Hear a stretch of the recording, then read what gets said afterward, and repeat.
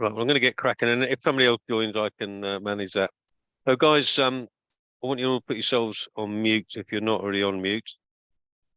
And welcome everybody to tonight's webinar, which is on two unusual aspects of us in WM world. It's on cryoglobulinemia and cold agglutinin disease. Some people have that as a diagnosis, but I speak to a lot of people in my job as the patient support manager, and sometimes people tell me about being cold all the time and having cold noses and cold ears and cold extremities. And I always mention to them, have you been tested for cryoglobulinemia and cold agglutinin disease? So I think it's important that we know what these two conditions are so that we are informed if we need to go back to our clinicians.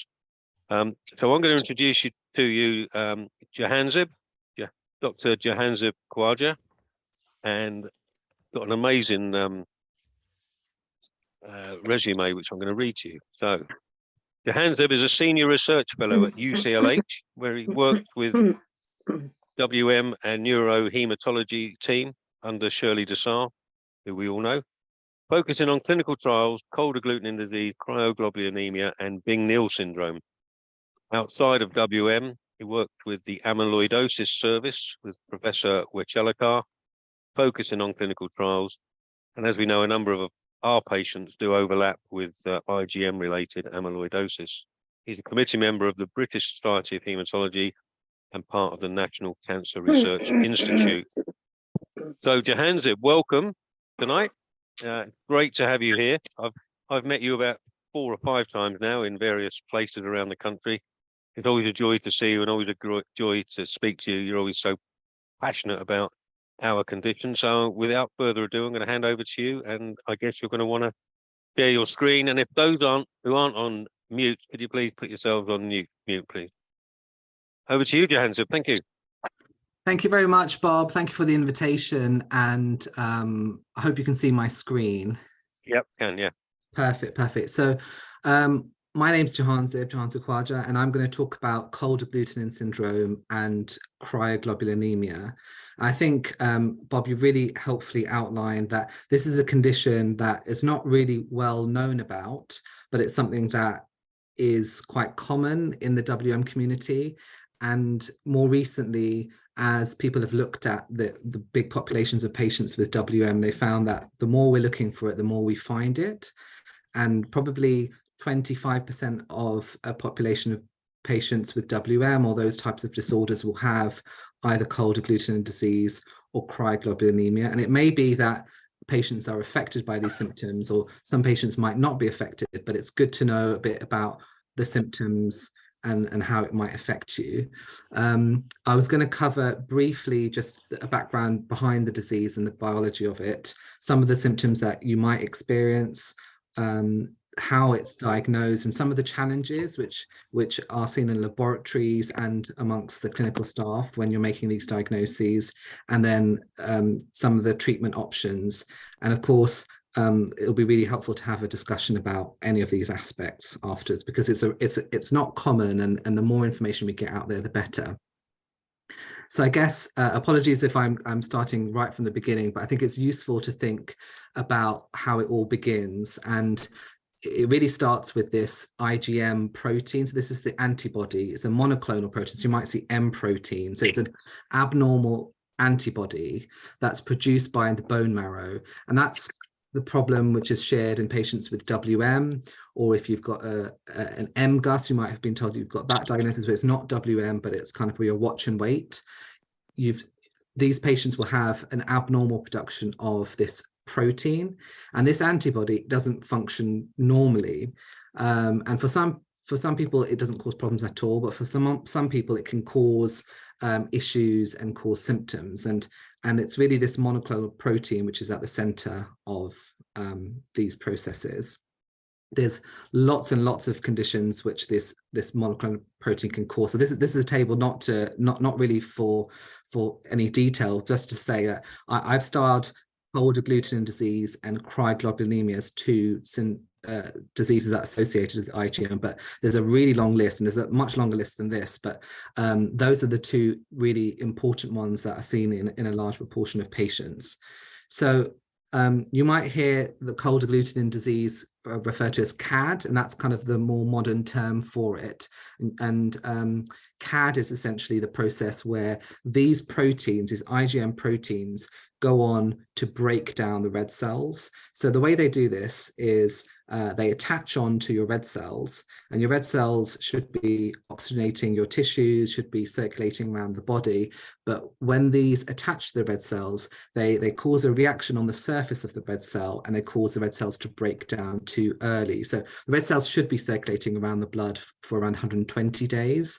And if they're being broken down early, that's something that can be caused by this antibody. And if it happens at cooler temperatures, then that can be associated with cold agglutinin syndrome. So cold agglutinin disease, CAD, or cold agglutinin syndrome, is a condition where you have this antibody which is breaking down the red cells. And what happens is they're not surviving 120 days, they're surviving much less than that. So your red cells are turning around maybe every few weeks, and that's hemolysis. That's a process of red cell breakdown, and that breakdown process can happen in the liver, or it can happen in the spleen or in the vessels themselves. So there's a number of things that influence that, but the main crux of the problem is that the red cells are being broken down too early, and it's these monoclonal proteins that are causing it. What happens is when these antibodies attach to the red cells, there's a huge pathway that gets activated, and there's a number of different features that kind of get activated all together, and eventually they lead to inflammation and red cell destruction, and that's what really causes a lot of the symptoms. So the symptoms you can think about in patients with cold agglutinin syndrome are really related to your red cells are breaking down too early. And if they're breaking down too early, you'll be anemic, and that's associated with fatigue, with pallor, with jaundice, because this is accumulating in the liver. So your liver enzymes may be up, you may be short of breath, and eventually, if you have that for a very long time, that can cause problems with your heart having to work harder. So kind of like the number one symptom that people will get is fatigue, and then these other symptoms can also occur. And then because these red cells are breaking down in the circulation, they also have an effect on the vessels themselves, and these cause the circulatory symptoms. So this is what Bob was describing with if you're getting just when it's cold, you're getting some discoloration in your fingers, or perhaps the extremities, your ears, your nose. At the more extreme end, you can get some skin changes. Some people get ulcerations, and even that can actually form ulcers. And I mean, when it gets to the most extreme end, that can cause the blood supply to get so poor that you can get necrosis. So that's kind of very extreme, but that's the process that can go on.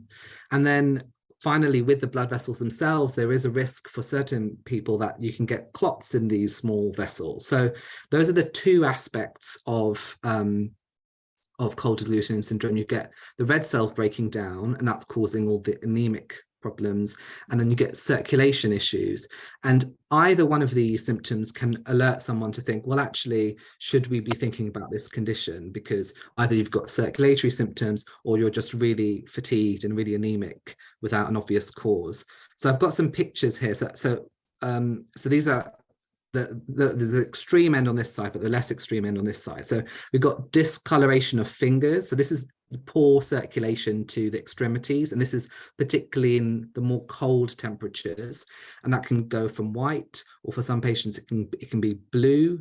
And in the very extreme end, if you get very bad blood supply, you can get kind of necrosis and gangrene of the fingertips, and that's very rare, but it does happen, and it's something that at the extreme end of these patients that can be seen. This is a picture of one of our patients who gave us permission to take a picture prior to us giving therapy. They had kind of blue fingers, blueness over the nose, and areas which are slightly cooler, this antibody was causing the red cells to break down, and it was causing lack of circulation and circulatory problems in kind of the cooler extremities. This is a study. I just wanted to briefly mention this because this was a study, a European study, and they looked at more than 200 patients with cold agglutinin disease, and they tried to look at what kind of symptoms do people have, and they found that a really large proportion, 146 of these 230 patients had circulatory symptoms. They had some kind of discoloration in their skin, typically in the fingertips or the ears. They also were anemic, and the majority of these had kind of low grade. Grade 1 is what they called just of skin and of the fingertips. And then grade 2 or 3 is if it got really extreme and caused ulceration. That's in a much smaller proportion, maybe only 44 of those patients, but it's still seen. And circulatory symptoms causing problems with red cell breakdown, again seen in a smaller proportion. But typically you get both of these that go together. A small proportion, about up to 40% of people, might require blood transfusion because you're anemic, and anemia can get quite bad, and you might need a blood transfusion, and that's kind of a sign for management needing to take place. So I want to show you a photo of what the red cells look like in a lab, because this is often how things are picked up in the first instance. You come for a blood test, and then somebody's looking at the blood under a microscope, and they're saying, these are your red cells, and they should be normally nice and apart, but they're all clumped together because they're all sticking to each other, because this IgM protein is making them all clump together, and that's what's causing these red cells to break down and then causing problems in your circulation. So that's what someone might see when they're in a laboratory. They say, well, there's something going on here, they're all clumping together. And it really causes a lot of problems in the lab, because if the red cells are all clumping together, they can't go and do all the normal tests that they want to do in the laboratory. If they want to look at your hemoglobin, look at your kidney function, your liver function, it's often you get interference with the laboratory because all the red cells have broken down, and they're causing an interference when these samples are trying to be processed. So this is a challenge for patients who have cold agglutinin disease, that because the red cells are breaking down, it causes an issue in the laboratory. And that's why we have to keep the samples really warm. So if you warm up the samples, actually that stops the red cells from breaking down, and that prevents the laboratory from having problems with performing these screens. The second thing that's quite challenging is the whole process of obtaining blood. So if you do need a blood transfusion, there's a number of checks that need to be put in place before blood can be safely given. And if you've got red cells that break down, that can make it really challenging for the laboratory to kind of get the right blood for you. So that's another area that patients who have CAD have challenges. So the first bit is getting laboratory testing right so that they've got all the right samples. And the second bit is getting the right blood, because it's a challenge in the laboratory to kind of keep the samples warm and make sure things are processed in the right way. This is just a picture of what that might look like in the laboratory. So if you look here, the red cells have all clumped together, and that causes, when this goes through the analyzer in the lab, they can't really read properly what the levels should be. But if you warm the same samples up, you put it in a water bath and you warm it up at 37 degrees, actually it will form a dissolved sample, and that actually can be read quite easily. So that's the key to laboratory problems and interference, is warming up the samples and knowing that samples need to go to the laboratory warmed, essentially. How's the diagnosis made? Well, there's the first thing is getting evidence that these red cells are breaking down. So there's a number of tests that can be done quite easily in just a simple blood test to show that the red cells are being broken down, and all the things that inside the red cell are now coming out of the red cell, and that can be detected in the blood. You can actually measure the amount of these clumping titers together. So that's a special test that can be sent away. And then there's another test that can be done to look at on the surface of the red cells, you can see this IgM protein. So there's a number of tests that can be done quite simply in most laboratories, wherever you are. But really, the question needs to be put that someone has to be thinking about it before these tests will be done. And there are a number of causes. So if you've made the diagnosis and I'm finding that these red cells are breaking down, I can see that they're clumping together. The next question is, well, what's the cause of it? And this is where it's really important that people are thinking about it, because there's lots and lots of different causes why red cells can break down themselves. So infection is one of those things that even someone who doesn't have any problems with WM, if you've got an infection, a certain type of infection, it can just cause the red cells to break down. If you've got an autoimmune condition like lupus or something similar, that can cause problems. If you've got WM or a different type of lymphoma, that can cause these issues. Certain drugs can cause it. Or there's the associated disease called primary CAD, and that's the condition that needs treatment with chemotherapy and other types of agents. That's the one that we'll focus on. So if you've got an infection, that can be easily treated. What happens is you treat the infection and then the episode gets better. If you've got a lymphoma or an other underlying condition, those things can be treated. But the primary CAD are the things that are seen in patients with WM, and that's really when testing needs to be done thoroughly and then looking at the options for treatment. So if you've got red cells that are breaking down, and we know that a patient has WM, it's a really good question for a clinician to ask, could this be cold agglutinin syndrome, cold agglutinin disease? And the first question really for anyone in terms of treatment is, do we need to give treatment? Because a proportion of patients do break down their red cells, but compensate quite well, and it's not causing them too many problems. What people tend to do is keep themselves warm, keep themselves well hydrated, stay away from things that could cause a trigger. So things like an infection, things like that might precipitate getting cold, they'll prevent those things, and then they may not need treatment at all. So that's one strategy, and that's a really reasonable strategy for a good proportion of patients. But there are a proportion of patients where the symptoms are quite severe and they're interfering with day-to-day activities in life, or they're so severe that you're needing blood transfusions regularly, and that definitely does need treatment.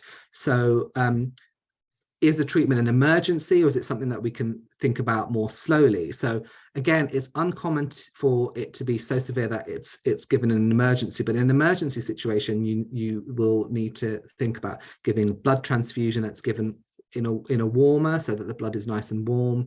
And there's some emergency treatments that can be given, but they're given in kind of specialist centers. But the majority of patients, you have time to think about the right treatment. There are a number of options, and that might be related to chemotherapy, or there's the new types of therapy called complement inhibitors. So without going into the depths of all the specific therapies around, the principles of giving treatment are that we should get rid of what's driving the disease. And what's driving the disease is this abnormal IgM protein. So the first step would be to see how much IgM protein you have in the blood, how much is in the bone marrow, and then deciding together which is the best strategy. Is that chemotherapy-based treatment, or is that complement inhibitors? And complement inhibitors is a type of therapy which kind of stop the process happening in the blood itself, but they're not affecting the production of the IgM protein. So those are kind of like the treatment principles for patients with CAD. And I think, if you have questions about that, we can talk about the specifics about treatment in some more depth. The key bit here is to avoid cold exposure. So we know in the winter months, patients who have cold agglutinin disease will start to get worsening symptoms, and that is something that happens year on year. So avoiding cold exposure is really important, keeping yourself warm, making sure you're well hydrated, and just being quick to engage in the healthcare services if you're feeling more fatigued or feeling that symptoms are getting worse during the winter months, because that's typically when the hemoglobin can drop. Some patients might be on folic acid, and that's something that's kind of given really safely. It's a really safe supplement. And when the red cells are breaking down quite quickly, they're using up a lot of folic acid just to keep growing. And folic acid is a really good supplement that one can take without many side effects, and is good for patients if they're hemolyzing. So those are kind of the principles of treatment for cold agglutinin disease. Now I'm going to talk about something which is related, but a slightly different property of this IgM protein. It's called cryoglobulinemia. So these can, just rather confusingly, occur together, or they can occur separately. And probably if they can occur together, it might be that some of the symptoms may be worse. And sometimes it's quite difficult to distinguish the symptoms because there's a big overlap between some of the symptoms in cryoglobulinemia and cold agglutinin disease. But cryoglobulinemia is actually a different process. So in cold agglutinin disease, we said the IgM protein is breaking down the red cells directly. In cryoglobulinemia, what's happening is these immunoglobulins, these IgM proteins, are sticking together in the cold.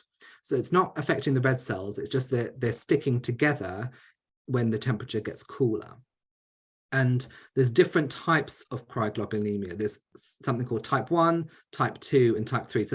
So essentially, these are just different properties of how they stick together. So patients with WM get type 1 or type 2, but I would say type 1 is the most common. And the types just describe how they stick together. So in type 1, you just get lots of this abnormal IgM protein. It's sticking, and it's sticking together. Type 2, you get the same type of antibody, but you get additional antibodies that stick. And then type 3, which isn't really seen in WM, but in seen other conditions, you get lots of different types of antibodies. So essentially, the issue with cryoglobulinemia is that you get the sticking of the antibodies, but you don't get any destruction of your red cells. So you don't get any of the anemia, you don't get any of the fatigue, but you get the same circulatory and cold symptoms that some patients get in cold agglutinin disease. So this is a description of kind of how this process works. So you get these abnormal IgM proteins that stick together in the circulation. And what happens is when they're sticking in the small vessels, that's what can occlude some of the vessels where the circulation is, where the circulatory supply is reduced. So that's kind of like your extremities. And you can get you can initially get blue discoloration, and if your supply is poor, that can then become ischemic or can cause kind of gangrene at the more extreme ends. So that's what you're seeing in the skin, and that's what you can also see in the skin for patients with cold agglutinin disease. What's different with cryoglobulinemia versus cold agglutinin disease is that actually cryoglobulinemia can affect other organs as well. So as well as the skin, it can affect the kidneys, it can affect the nerves, and potentially it can affect wider areas of the body. And that's because these cryoglobulins can form complexes in different areas and inflammation, and it's not just related to the extremity. So it's a more complicated disease, but there are overlaps with cold agglutinin disease, particularly with the circulatory problems, with skin problems. I've just described here some of the more common symptoms, the skin problems and the circulatory problems that are seen in both conditions. But the additional bits at the bottom, which is the neuropathy, the pain in the joints and the kidneys, these are more specific to cryoglobulinemia, not seen in cold agglutinin disease. And this is really because the cryoglobulins here are causing complexes that are attacking or occluding areas in the nerves, or that causing problems with the joints, or they're causing problems in the kidneys. This is a slide just to complicate things, to say that it can be very complicated in the IgM world having a neuropathy. So neuropathy, you might have tingling or numbness in your fingers or feet, or you might have abnormal sensation in your fingers or feet, or you might feel your balance is off. And that's not uncommon in patients with WM. And there are many, many causes of it. And that's kind of why it's really important to flag this up early to a hematologist and a neurologist, because I've just described how this might be seen in cryoglobulinemia, but I have to say there's lots of other things that WM is associated with that could also cause problems with the nerves. So it might be the treatment is causing problems with the nerves. It might be another antibody that's causing a problem.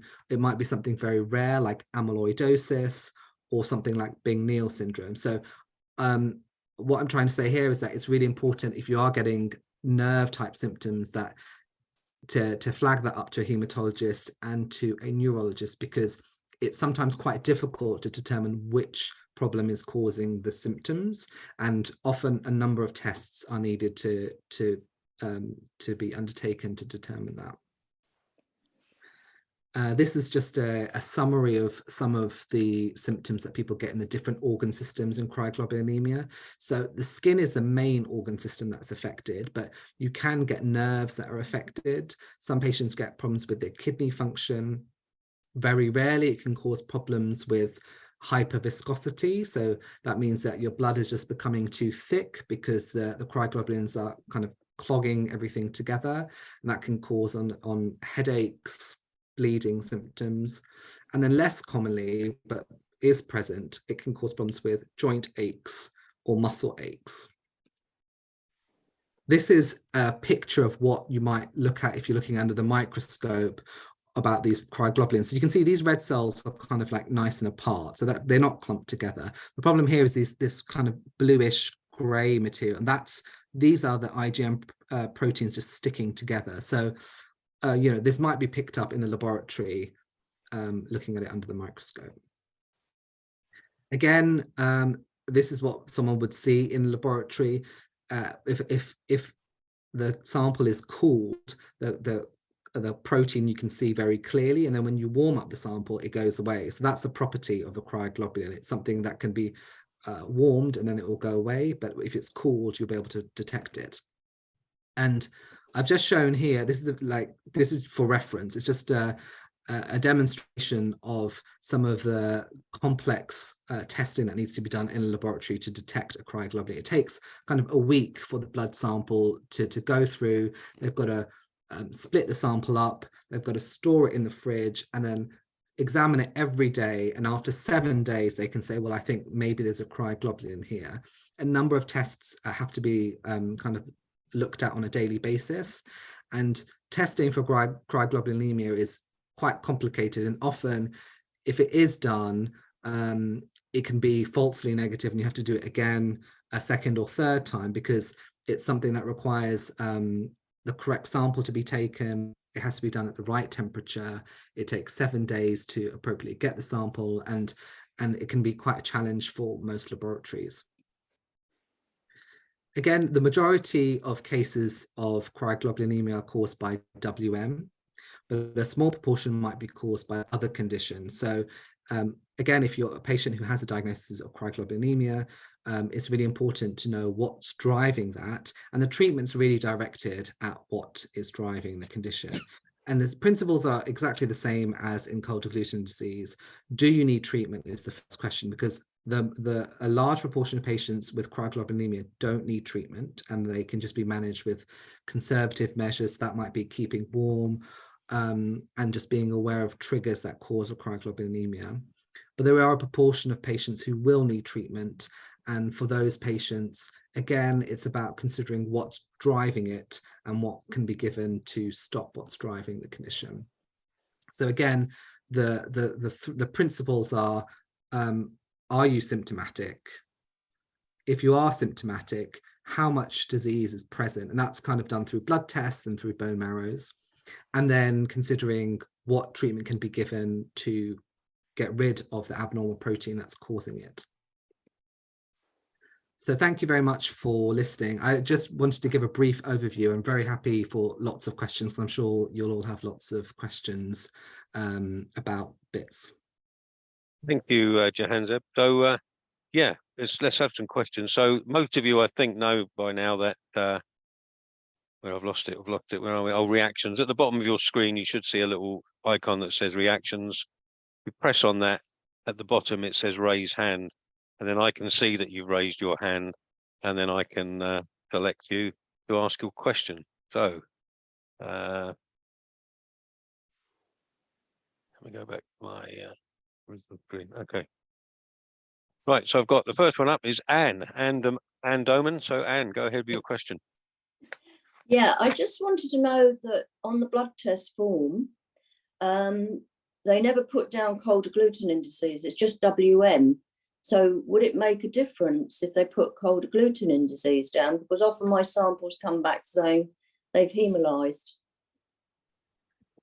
Yeah, I think the laboratory often tell the requesters that we often never give enough information. So I think that's a really common thing that you describe, that often it's not said. But I think the main bit that is a limiting factor is really when the sample is taken for patients with cold agglutinin disease or cryoglobulinemia, the sample needs to be kept warm. So that's the issue really. So I mean, whether it's written or not, if it's not kept warm, that means it's prone to hemolyzing. Yeah, I've had a lot of problems between pathology and blood testing, because a couple of years ago one of the consultants said to me, make sure they keep it warm. They can keep it warm in a thermos, and it was fine for a while, and they just kept saying, pathology says it's not necessary, it's not necessary. And so the last couple of years at least, I haven't bothered, because it was, to be honest with you, it was such a hassle arguing with them that it was better to have it warmed, but they won't accept it. I think you're right, it is a challenge, and I think it's a challenge wherever in almost every hospital, I think, to get the right samples to get to the laboratory. I think it's really about the delivery, about how far the laboratory is, who's taking the sample. I think as much as you can, if it is coming back as hemolyzed, knowing that your sample needs to be kept warm is the main thing to communicate with the team. I think it's different if the laboratory is saying, actually, we're processing it fine, don't worry, then that's great. But if they're saying, well, no, it's hemolyzed, then really, I think, it's really important to push for getting it warmed. Okay, thanks. Yeah. Thank you, Anne. And David Lee is next. You're on mute, David. You're on mute.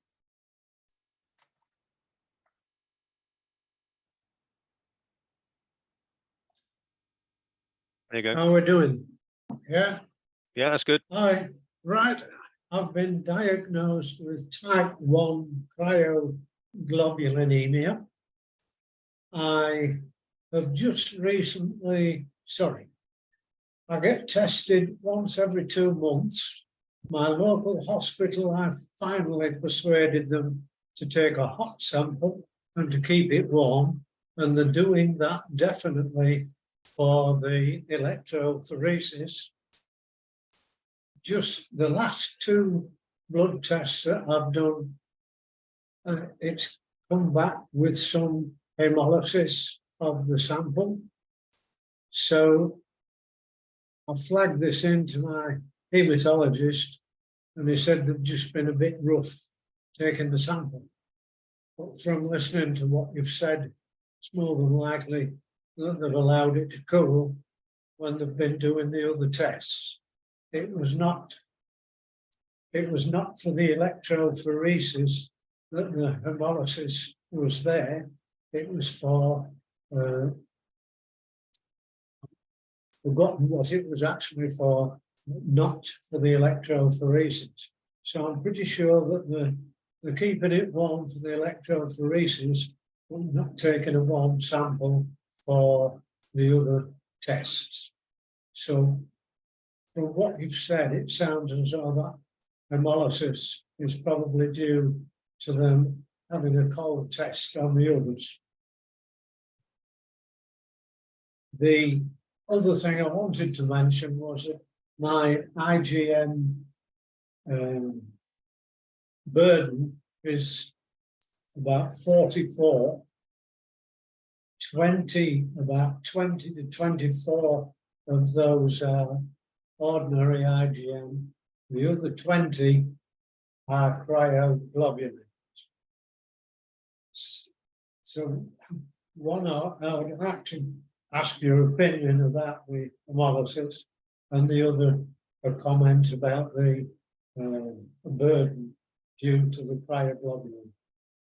Yeah, I think those are good points that you make. I think to come to the question about burden of cryoglobulinemia, there's a really interesting study that was done a few years ago that showed even a small proportion of cryoglobulin in the blood can cause significant symptoms, but a large proportion might cause a little symptoms, or it might cause a lot of symptoms. So there's not a very good correlation between the amount of cryoglobulin that you can find in the blood and the severity of symptoms. But the fact that it's present means that it's really important to know and to look out for symptoms that might be causing you problems. And it has a kind of impact on what treatment you might be offered if that was something that you kind of needed or wanted to do. I think the quantification of it itself, we find doesn't necessarily dictate the symptom burden at all, but it's important to know that it's present. And then the bits about sample collection, I think it's shared that there's difficulties, particularly getting samples to the laboratory. I think that's a problem shared, I think, in most hospitals around the country. I think it's a challenge, in fact, in most countries, in fact. So I think I can empathize with the problems with the laboratory. Thank you, Jahanzaib. Next up is Judy. Judy, really, if you come off mute. Yes, hello. Just to comment, I only ever have blood taken at the hospital. There's no point in the GP doing the test. And secondly, the nurse usually takes the sample held in her hand up to the laboratory and delivers it in person, saying it's got to be kept warm. And that seems to have worked, but I've had trouble with thermos flasks as well in the past. Is it only the full blood count that needs to be kept warm? What about any other tests? You know, like if they were checking thyroid function and electrolytes and so on, does any of that need to be kept warm? So so you're totally right. So it's really great that you've got a fantastic nurse who takes it and then they keep it warm themselves. I think that's really an excellent thing to do. I think the problems are even some of the bigger hospitals where the laboratory is kind of like, you know, many miles down the road. It's really difficult to do that. So I think that's great. If you've got a laboratory that's very close to where they're doing the blood testing, that's an ideal way to do it. And then so the FBC, the full blood count, is the most sensitive to the hemolysis. So if you've got the red cells breaking down, and that's going to really cause a problem with it.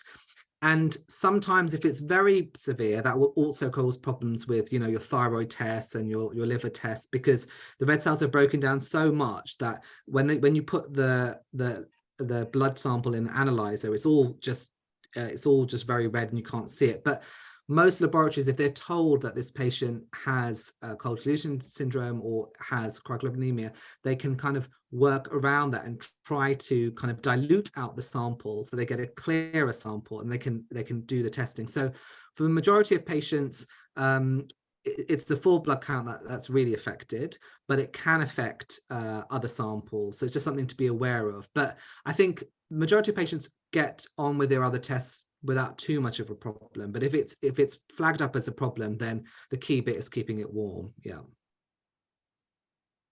Thank you, Jahanzaib. And Joy, you're next up.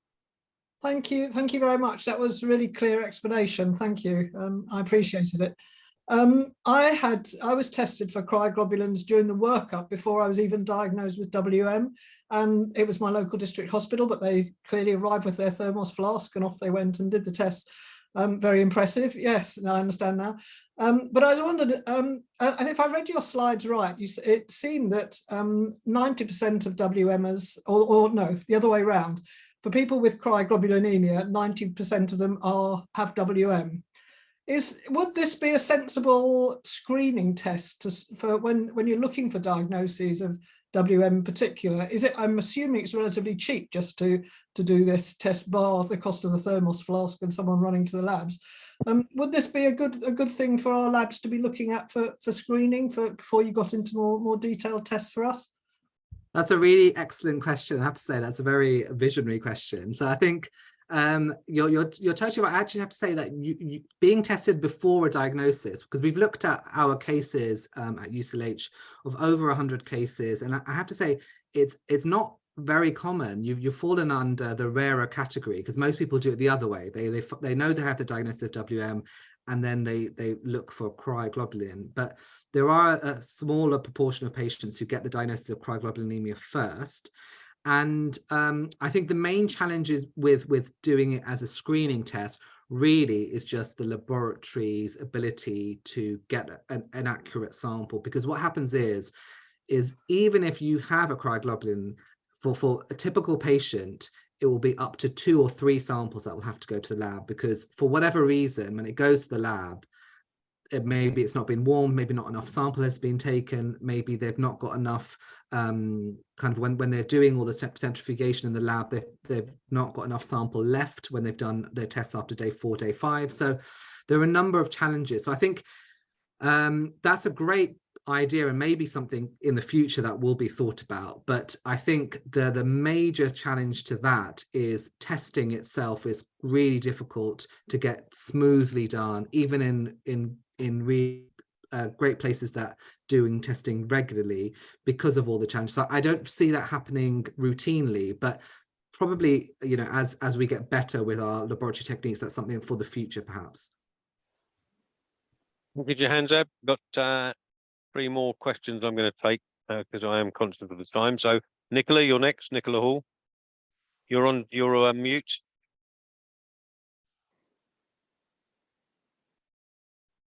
Unmute. Not on mute There you anymore. go. That's it. Yeah. Okay, well, fine, thank you.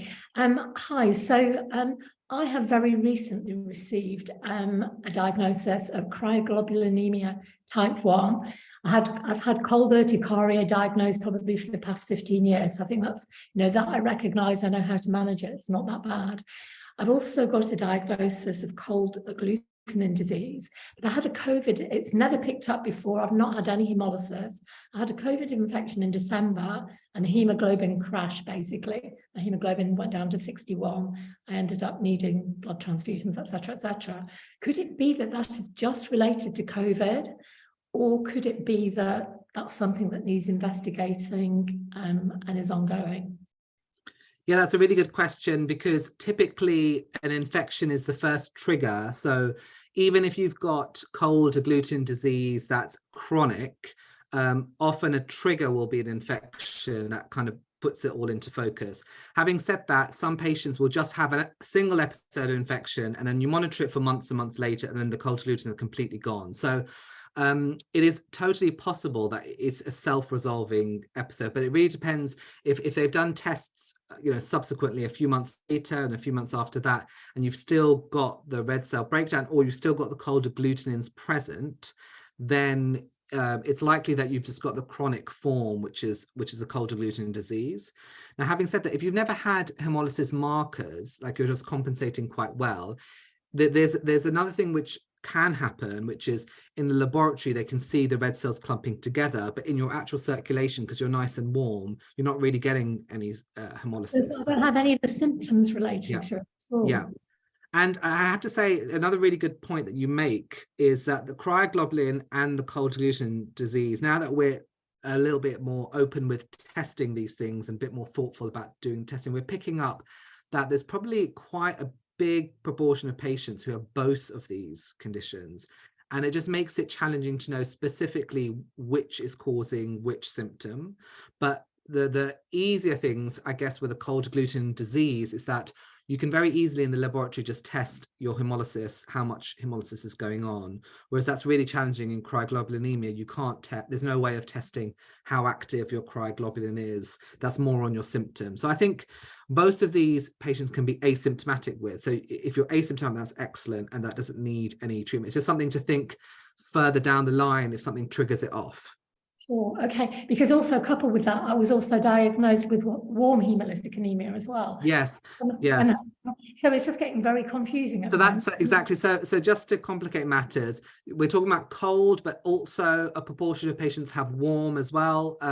So the only main point I'm going to say that's relevant, I guess, to WM is that for warm, people think about steroids, Whereas in WM, generally, we try to avoid giving steroids, particularly in hemolysis, because we just don't think it's effective. So there's lots of overlap between warm and cold, and it gets very complicated. But the main thing, the point I want to make is that when you go to lots of places and someone says, oh, you've got hemolysis, they might offer you steroids straight away. That might, in cold agglutinin disease, that's not really often helpful, and that's not something we typically go for.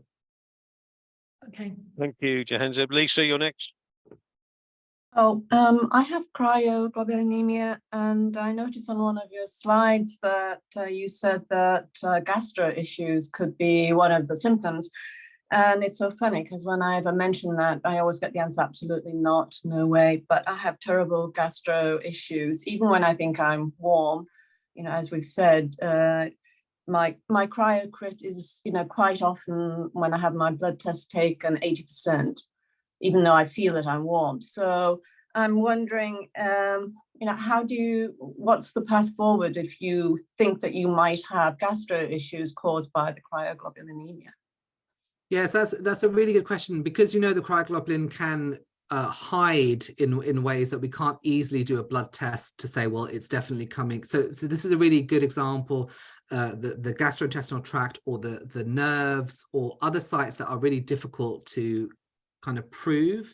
And typically what we typically do is refer to, so if it was a nerve problem, we'd refer to a neurologist, but if it's a gastrointestinal problem, we typically ask our gastroenterology colleagues, because the best way of proving it is obviously a camera test and then a biopsy. Now, what we look for is, if you're looking for cryoglobulin, when you do the biopsy, you ask the pathologist to look for the cryoglobulin. And if you find it there, then that gives you kind of an idea that might be causing the deposition. I have to say that those are uncommon, and typically there are other reasons for these symptoms. But the first step would always be we would always suggest a referral to a specialist, either a gastroenterologist or someone who would do their full workup. And eventually, if they couldn't find a cause and they thought it could be cryoglobulin, they would probably do a camera test and then see if they could do a biopsy. That's kind of a very specialist route, but that's the direction one might think of. Can I just ask quickly then? So the gastro is doing a, you know, colonoscopy, not, you know, during that time. But when you say look for the cryo, what will he see? Does it look different? Is there a polyp that he should be testing a different way, or? No. So the thing with the cryoglobulinemia is that you often won't see anything like macroscopically on the camera, but it's when a sample is taken and taken to the laboratory and it's looked at under the microscope, that's when these things are looked for. But it's all on the pathology. You have to ask the question before you can get the answer. Otherwise, it won't be looked for. Thank you very much. Thank you, Jahanzaib. And Colin? Yeah, conscious of time. Just a quick one. Just a quick question, really. It's in when you were speaking before, you were talking about cryoglobulinemia, obviously with that IgM level. What sort of IgM level would you need to start that process of cryoglobulinemia, or could it start at any time with IgM? That's a really, really great question. And what one or two research studies have shown that any level can cause it. So you can have, you know, you can actually have undetectable by a normal test IgM level, but by a very, very sensitive test, you can find a tiny amount of IgM, but it causes cryoglobulinemia. But the majority of patients have, you know, a few grams of IgM in their blood before someone detects it, but actually it's not correlated in any way with the amount of IgM you have in your blood. But we know patients who have IgM problems obviously do have an association with it. Thank you. Okay, so David, if your question is very quick, go ahead. And you're still on mute,